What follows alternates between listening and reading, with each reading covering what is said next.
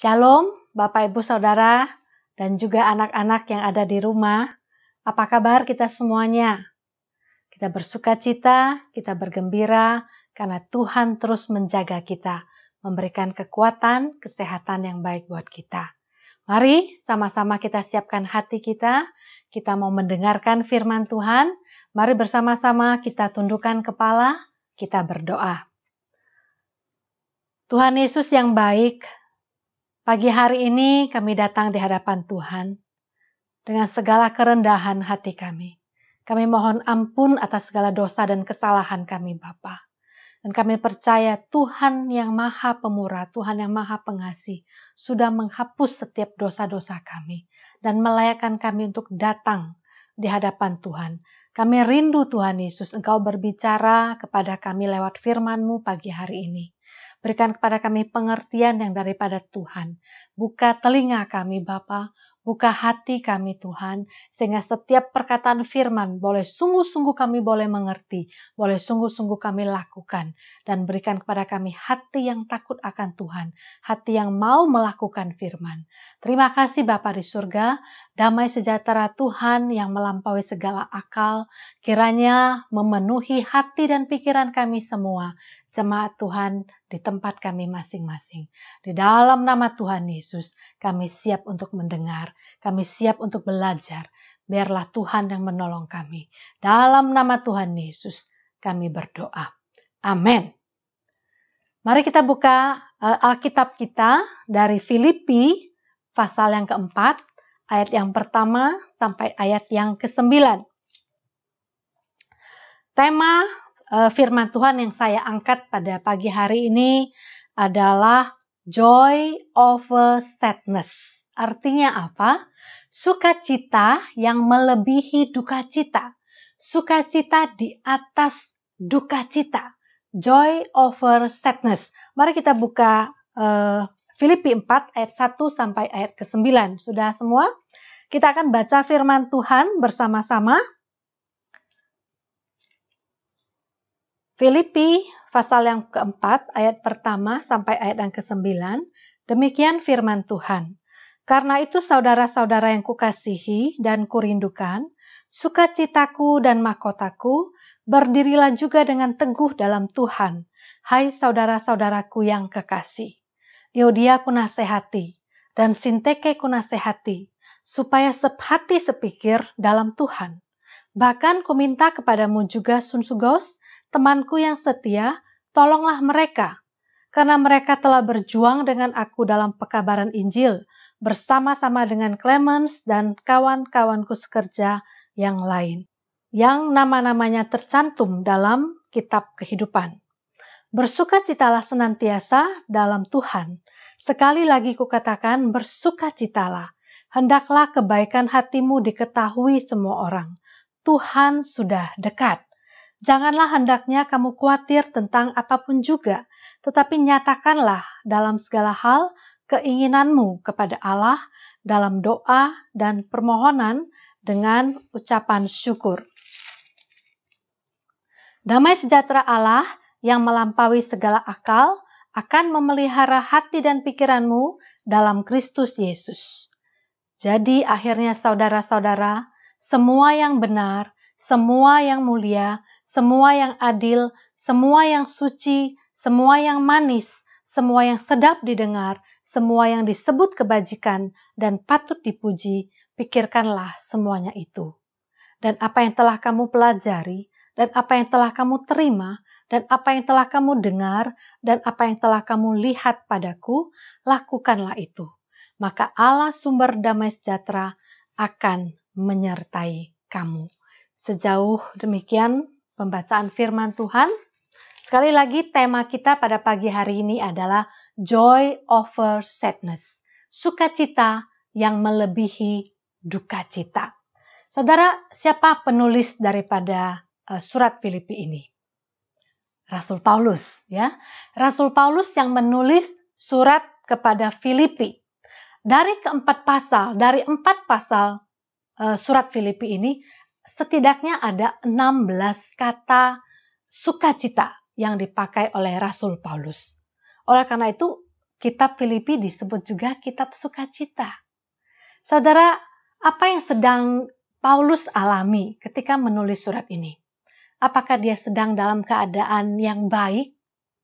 Apakah dia dalam keadaan yang senang, melimpah dengan harta, dalam keadaan nyaman? Ternyata tidak. Saat Paulus menulis surat kepada Filipi, yang bisa kita nikmati, kita baca 4 pasal ini, Paulus dalam penjara saat itu. Saudara tahu apa yang menjadi perbedaan penjara zaman dulu dengan penjara zaman sekarang? Mungkin penjara zaman sekarang masih bisa main handphone, ya. Penjara zaman sekarang masih punya penerangan yang bagus, akses yang bagus. Kita bisa melakukan banyak hal di dalam penjara mungkin. Tapi penjara zaman dulu beda, sangat berbeda dengan penjara zaman sekarang. Penjara pada zaman Paulus di kota Roma itu letaknya tuh di bawah tanah. Ya, penjaranya di bawah tanah dan pasti keadaannya sangat gelap, pengap, ya. Kemudian mungkin juga bau sekali dan sulit untuk bernafas dan melakukan aktivitas. Dan bahkan tidak ada wifi, ya, tidak ada wifi. Dan zaman itu belum ada, Paulus nggak bisa main HP, ya tentunya. Dan apa yang terjadi? Biasanya orang yang ada di dalam penjara seperti itu, dia perlu dikuatkan, betul? Dia perlu diberikan kata-kata penghiburan dan semangat supaya ia bisa bangkit dan supaya ia bisa bersukacita di dalam keadaannya seperti itu. Tapi tidak demikian dengan Paulus. Malah sebaliknya, Paulus yang di dalam penjara, justru dialah yang terus memberikan kata-kata kekuatan. Justru Pauluslah yang terus meneriakkan kata sukacita, bersukacitalah senantiasa kepada jemaatnya, kepada jemaat di Filipi secara khusus. Nah, apa yang membuat Paulus bisa bersukacita di dalam hatinya? Tentunya ia punya Tuhan. Ia punya Tuhan di dalam hatinya. Ia punya Tuhan di dalam hidupnya. Sehingga ia mampu mengatakan, hidupku adalah untuk Tuhan dan mati adalah keuntungan. Hari-hari ini, mungkin saudara dan saya juga mengalami penjara dalam tanda kutip. Bukan penjara secara kata hurufiah, secara arti hurufiah, tapi mungkin kita dipenjarakan oleh ketakutan kita. Kita dipenjarakan oleh kekhawatiran hidup. Kita dipenjarakan oleh mungkin sakit penyakit kita dan dokter nyatakan vonis bahwa penyakitmu tidak bisa sembuh dan kita merasa dipenjara oleh karena begitu banyak obat-obat dan larangan-larangan yang harus kita lakukan. Mungkin juga kita dipenjara oleh kepahitan masa lalu. Saya tidak tahu apa penjara yang saudara alami. Tapi hari ini, mari kita sama-sama belajar dari firman Tuhan. Dari Filipi 4, 1-9 ini, apa yang Tuhan mau katakan? Supaya kita bisa terlepas dari penjara duka cita. Supaya kita bisa terlepas dari kesengsaraan kita. Dan Tuhan gantikan dengan sukacita di dalam Tuhan. Saudara mau belajar bersama saya? Amin?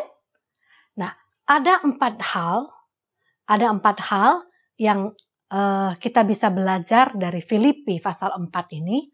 Bagaimana kita bisa menikmati joy over sadness. Bagaimana kita bisa menikmati sukacita melampaui duka cita. Nah, saya menyingkatnya dengan 4 huruf supaya kita bisa cepat hafal, ya. Yang pertama P, yang kedua S, yang ketiga B, dan yang keempat B. PSBB. Bukan pembatasan sosial berskala besar ya tentunya. Tapi apa yang dimaksud dengan PSBB di kitab Filipi 4 ini? Nah, hal yang pertama yang harus kita lakukan untuk kita bisa menikmati joy over sadness ini, yang pertama, pikirkan hal-hal yang positif. Pikirkan hal-hal yang positif. Di ayat yang ke-8 tadi kita baca, di sana berbunyi demikian. Jadi akhirnya saudara-saudara, semua yang benar, semua yang mulia, semua yang adil, semua yang suci, semua yang manis, semua yang sedap didengar, semua yang disebut kebajikan dan patut dipuji, pikirkanlah semuanya itu. Jadi kita perlu menaruhkan kata-kata yang positif di dalam pikiran kita. Iblis sering sekali mengintimidasi kita dengan kata-kata yang negatif. Contoh, kau bodoh, kau jelek, kau pasti nggak bisa, kau pasti gagal, kau tidak seperti orang lain, kau tidak seperti saudaramu, dan usahamu pasti hancur, gagal total. Penyakitmu nggak bisa sembuh, suamimu tidak setia, ceraikan saja, dan masih banyak hal-hal yang lain yang iblis terus memasukkan kata-kata negatif di dalam pikiran kita, sehingga kita tidak dapat merasakan sukacita di dalam hidup kita. Tapi hari ini, firman Tuhan menegur saudara dan saya. Mari, untuk menikmati sukacita yang daripada Tuhan, kita penting untuk memikirkan dan tempatkan setiap hal dengan hal-hal yang positif. Pikirkan hal-hal yang positif. Pikirkan hal-hal yang manis, hal yang sedap didengar, hal yang suci, hal yang adil, hal yang disebut kebajikan dan patut dipuji. Pikirkan semuanya itu. Nah, saudara, mari kita miliki hati yang gembira, hati yang bersukacita, karena itu merupakan obat yang sangat manjur. Amsal 17 ayat 22. Hati yang gembira adalah obat yang manjur. Nah, ada seorang wanita bernama Fanny Crosby. Tentunya nama ini kita tidak asing ya. Siapa Fanny Crosby? Ia harus kehilangan penglihatannya. Ia harus menjadi buta sejak usianya 6 minggu. Apa yang terjadi?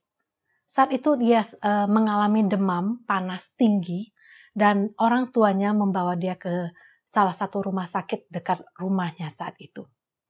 Dan karena kesalahan kecil daripada seorang suster di rumah sakit itu yang memberikan obat yang salah kepada Fanny yang masih usia 6 minggu, sehingga Fanny mengalami kebutaan total sejak usia 6 minggu.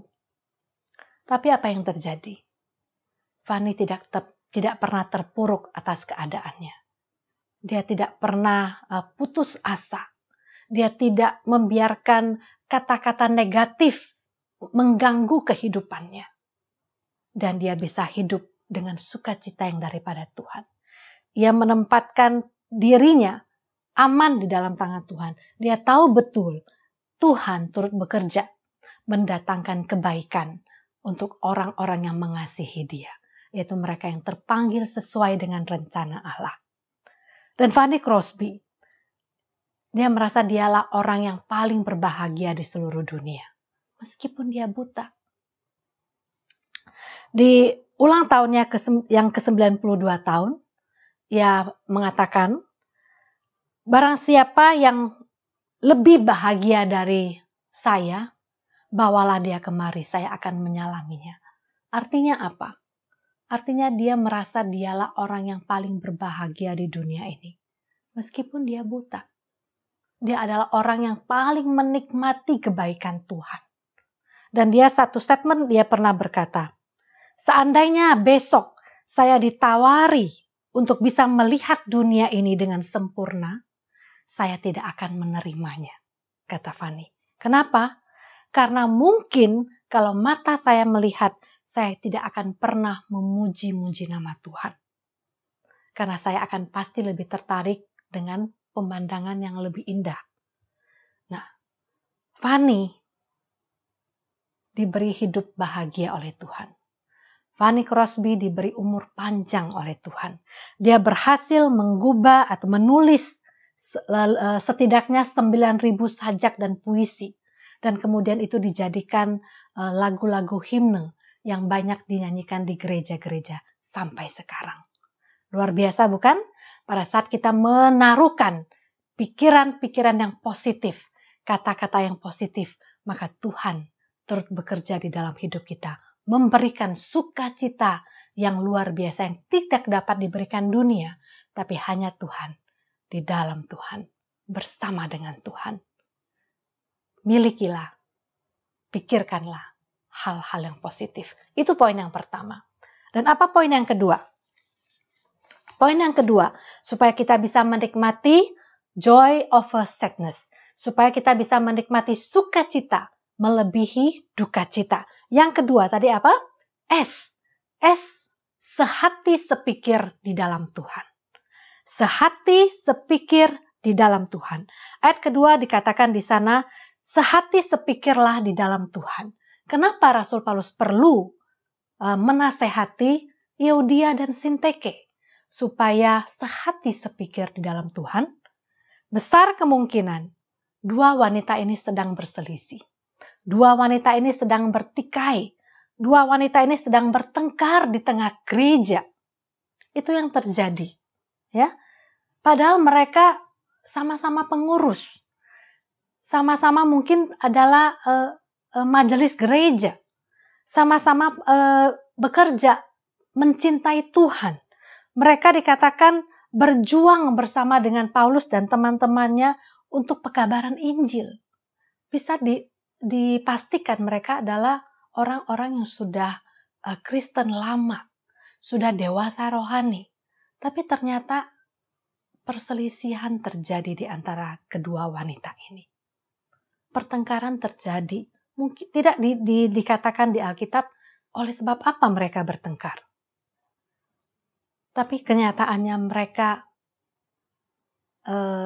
terjadi perselisihan karena beda pendapat mungkin, ya, dan itu terjadi.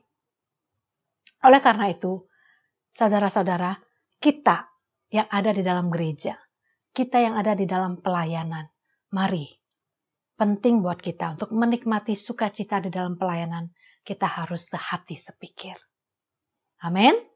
Sehati sepikir di dalam Tuhan, itu artinya mengambil setiap keputusan yang sesuai dengan firman. Apa yang memuliakan nama Tuhan, itu yang kita jalankan bersama-sama. Saat-saat ini, kita sedang memasuki masa PSBB transisi ya namanya ya. Dan sebentar lagi kita akan memasuki new normal. Apa yang akan gereja lakukan? Gereja akan mengambil langkah seperti apa? Ibadah yang seperti apa? Mari, semuanya, termasuk jemaat juga, kita ambil bagian berdoa dengan sungguh-sungguh, supaya gereja kita punya satu hati, sehati sepikir di dalam menjalankan tujuannya Allah, di mana gereja kita ada di tengah-tengah dunia saat ini. Filipi pasal yang kedua, ayat kedua sampai ayat yang ketiga, dikatakan demikian. Karena itu sempurnakanlah sukacitaku dengan ini.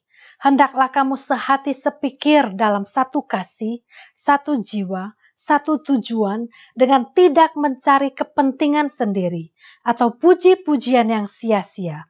Sebaliknya, hendaklah dengan rendah hati yang seorang menganggap yang lain lebih utama daripada dirinya sendiri. Amin. Kita melayani, jangan mencari pujian. Kita melayani, jangan lebih mementingkan diri kita sendiri. Tapi biarlah kita melayani, kita lebih melihat kepentingan orang lain. Lebih penting daripada kepentingan kita sendiri. Sehati sepikir juga harus ada di dalam keluarga kita. Suami istri harus sehati sepikir dalam Tuhan. Anak-anak dan orang tua, mari sehati sepikir di dalam Tuhan. Agar supaya apa? Tujuan Allah atas keluarga kita digenapi. Kita bisa memuliakan Allah pada saat kita sehati sepikir di tengah-tengah keluarga dan rumah tangga kita. Ketika ada perselisihan, bolehkah suami istri bercerai? Tidak tentunya. Karena itu tidak sesuai dengan firman Tuhan. Apa yang sudah dipersatukan Tuhan tidak boleh diceraikan oleh manusia. Sehati sepikir dalam Tuhan, saya ulangi sekali lagi. Itu artinya apa yang kita putuskan harus sesuai dengan firman. Amin. Ya, jadi sudah ada 2 poin yang kita belajar. Yang pertama tadi apa? Untuk menikmati joy over sadness, untuk menikmati joy, menikmati sukacita. Yang pertama apa tadi? P, pikirkan hal-hal yang positif. Yang kedua, S, sehati, sepikir dalam Tuhan. Nah, kita mau belajar poin yang ketiga. Poin yang ketiga, B, berbuat baik kepada semua orang. Dikatakan, biarlah kebaikan hatimu diketahui semua orang. Tuhan sudah dekat. Tuhan sudah dekat. Jesus is coming. Sebentar lagi Tuhan akan menjemput kita. Ya. Nah, berbuat baik kepada orang. Siapa? Tuhan sudah berbuat baik kepada kita terlebih dahulu. Sehingga kita mampu untuk berbuat baik kepada orang lain. Kita berbuat baik bukan supaya kita masuk surga, saudara. Kita berbuat baik bukan supaya kita dapat pahala. Tapi kita berbuat baik karena Tuhan sudah menyerahkan nyawanya lebih dulu. Dia sudah menunjukkan kebaikannya lebih dulu buat saudara dan saya. Sehingga kita bisa memberikan nyawa kita, memberikan kebaikan kita juga untuk orang-orang lain. 2 Korintus 8 ayat 9 di sana dikatakan, karena kamu telah mengenal kasih karunia Tuhan, Yesus Kristus, bahwa Ia yang oleh karena kamu menjadi miskin, sekalipun Ia kaya, supaya kamu menjadi kaya oleh karena kemiskinannya. Nah, Yesus yang adalah Tuhan, Ia yang empunya segala langit dan isinya. Ia kaya, Ia Allah yang kaya, tapi Ia rela jadi miskin, supaya saudara dan saya yang miskin beroleh kekayaan karena kemiskinannya. Tuhan menyerahkan nyawanya bagi kita. 1 Yohanes 3 ayat 16. Demikian firman Tuhan. Demikianlah kita ketahui kasih Kristus, yaitu bahwa Ia yang telah menyerahkan nyawanya untuk kita. Jadi kita pun wajib menyerahkan nyawa kita untuk saudara-saudara kita. Kita nggak sampai menyerahkan nyawa kepada saudara-saudara kita, bukan. Tapi marilah kita belajar dari hal yang kecil. Berbuat baiklah kepada orang yang membutuhkan uluran tangan kita. Sekitar 1 bulan yang lalu, saya mendapat WhatsApp berita di WA dari seorang bapak. Isi dari WhatsApp-nya kira-kira seperti ini. Selamat pagi, dia panggil saya Ci ya. Selamat pagi Ci, mohon maaf saya memberanikan diri mengganggu. Saat ini saya ada di kampung dan sudah 2 bulan saya tidak dapat bekerja. Saat ini saya sangat membutuhkan bantuan Cici. Saya butuh, dia tulis sekian ratus ribu, saya butuh uang sekian, bisakah Cici meminjamkan uang itu kepada saya? Karena saya butuh untuk memberi makan keluarga saya, anak-anak saya. Membaca WA seperti itu, saya langsung telepon bapak ini. Bapak ini adalah tukang jahit yang suka ngider di sekitar komplek kami, di komplek tempat tinggal kami. Saya katakan, Bapak lagi ada di mana? Kemudian dia bilang, saya ada di kampung, sementara saya butuh makan, Ci. Di kampung juga tidak bisa bekerja apa-apa, karena pandemi COVID-19 ini. Dan yang membuat saya sedih, emas dari istri saya juga sudah saya jual untuk makan sehari-hari. Sehingga saya butuh bantuan dari Cici. Mohon Cici bisa pinjamkan uang sekian. Saya bilang, maaf Pak, saya tidak bisa meminjamkan uang itu kepada Bapak. Tapi Bapak jangan khawatir, saya bisa memberikannya kepada Bapak. Wah, dia senang sekali saat itu. Ya, saya minta nomor rekeningnya, kemudian saya transfer dan saya telepon dia kembali, Pak, tolong dicek, saya sudah transfer, Bapak bisa beli kebutuhan untuk anak-anak dan keluarga. Kemudian saya bilang, makasih ya Pak ya, saya tutup telepon. Begitu saya tutup telepon, anak saya yang kedua, Winnie, berkata, Mama aneh, kok Mama yang memberikan bantuan, tapi Mama yang bilang terima kasih. Harusnya dia dong, tadi dia bilang terima kasih nggak? Enggak, malah bilang sama-sama. Saya bilang terima kasih, dia bilang ya sama-sama Ci. Mama terbalik katanya gitu ya. Dalam hati saya, iya juga ya, kok terbalik ya? Nah, tapi pada saat saya mempersiapkan firman Tuhan ini, berbuat baik kepada semua orang. Tuhan mau kebaikan kita bisa dilihat oleh orang lain. Artinya apa? Pada saat dia meminta pertolongan saya memberikan pertolongan. Artinya ia memberikan kesempatan kepada saya untuk melakukan firman Tuhan. Jadi saya bersyukur, saya berterima kasih kepada dia. Amin. Saudara bisa juga memberikan perhatian kepada orang lain. Itu juga berbuat baik. Jadi berbuat baik tidak hanya dengan materi. Berbuat baik tidak hanya dengan uang. Berbuat baik bisa juga dengan menolong orang tua kita di rumah. Mungkin orang tua saat ini sedang banyak pekerjaan, sibuk karena harus mengurus rumah tangga, harus bekerja. Anak-anak bisa membantu pekerjaan atau meringankan pekerjaan mama, mungkin dengan merapikan tempat tidur, mencuci piring, dan masih banyak hal-hal yang lain yang kita bisa lakukan untuk menunjukkan kebaikan atau perhatian kita buat orang tua kita. Suami bisa berbuat baik pada istrinya, menolong istrinya melakukan pekerjaan-pekerjaan yang mungkin ada di rumah saat masih WFH dulu ya. Beberapa minggu yang lalu kalau kita masih WFH, bapak-bapak mungkin nggak bisa keluar rumah, tapi ada di rumah, mari bantulah apa yang kita bisa bantu. Istri juga demikian. Bantulah suamimu, perhatikan apa yang menjadi kebutuhan dia. Nah, itu juga merupakan perbuatan baik kita kepada orang lain. Jemaat mungkin kita bisa tahu, kita sudah tidak ketemu sekitar hampir 3 bulan ini. Cobalah pikirkan, kalau Tuhan ingatkan satu nama atau ingatkan satu orang di dalam pikiran kita, mungkin orang itu sedang butuh doa kita. Kita bisa hubungi dia, menanyakan kabarnya, apa yang bisa kita doakan, itu juga merupakan perbuatan baik kita buat orang tersebut. Mari kita lakukan firman Tuhan. Amin. Nah, hal yang keempat. B. Apa B? Yang keempat ini, berdiri teguh di dalam Tuhan. Berdiri teguh di dalam Tuhan. Bahasa Indonesia sehari-hari, Alkitab bahasa Indonesia sehari-hari di situ lebih jelas. Dikatakan di sana, sebab itu saudara-saudara yang tercinta, demikianlah hendaknya kalian hidup dengan sungguh-sungguh percaya kepada Tuhan.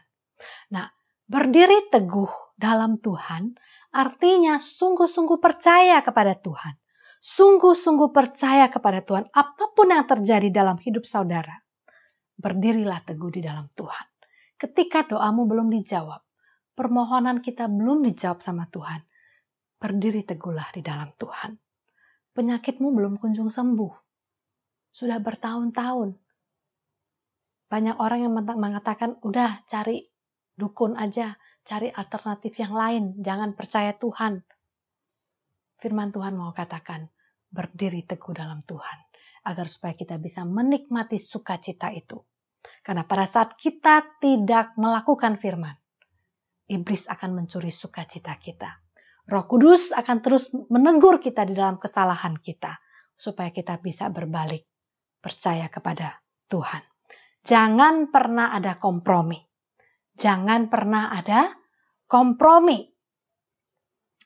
Mari kita hidupi keempat firman Tuhan ini, agar supaya kita menikmati joy, menikmati sukacita yang daripada Tuhan, melebihi duka cita. Ya, saya akan ulangi 4 hal yang harus kita lakukan supaya kita bisa menikmati joy yang daripada Tuhan. Menikmati joy over sadness. Yang pertama, P, pikirkan hal yang positif. Pikirkan hal yang positif. Yang kedua, S. Sehati sepikirlah di dalam Tuhan. Dan B.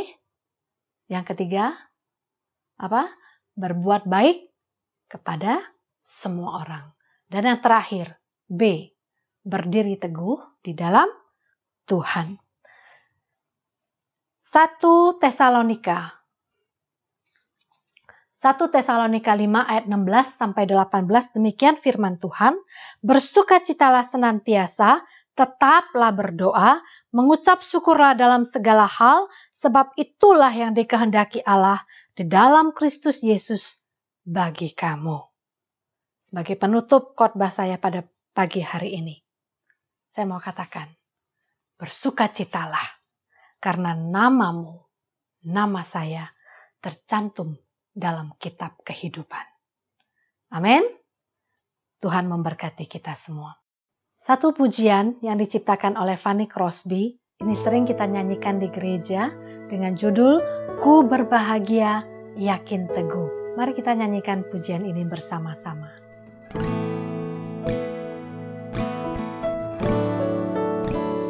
Ku berbahagia yakin teguh, Yesus abadi kepunyaanku, aku warisnya, ku ditebus, ciptaan baru Rohul Kudus.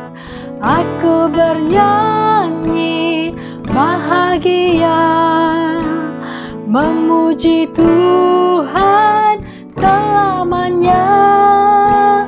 Aku bernyanyi bahagia, memuji Yesus selamanya.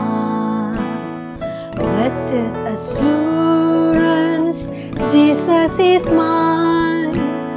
Oh, what a foretaste of glory divine, here of salvation, purchase of God, born of His Spirit, washed in His blood.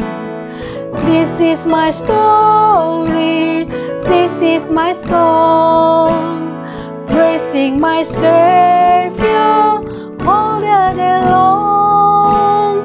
This is my story, this is my song, praising my Savior all the day long. Praising my Savior all the day long. Puji nama Tuhan, mari kita tundukkan kepala kita berdoa. Kami bersyukur sukacita yang begitu besar memenuhi hati kami saat ini. Kami bersyukur Tuhan Kau berbicara kepada kami saat ini, sehingga kami boleh dipenuhi oleh sukacita yang daripada surgawi. Ajar kami untuk melakukan firman Tuhan mulai hari ini. Kami mau meletakkan hidup kami ke dalam tangan-Mu Tuhan, supaya kami boleh mendapatkan sukacita yang kekal, sukacita yang dari surga, joy over sadness, sukacita yang melebihi duka cita, sukacita di atas duka cita kami. Kami mau belajar Tuhan, memikirkan hal-hal yang positif di dalam pikiran kami. Kami mau Tuhan, sehati sepikir di dalam hidup kami, di dalam menjalankan pelayanan kami. Kami mau sehati sepikir di dalam rumah tangga dan keluarga kami. Kami mau Tuhan Yesus belajar berbuat baik kepada orang lain.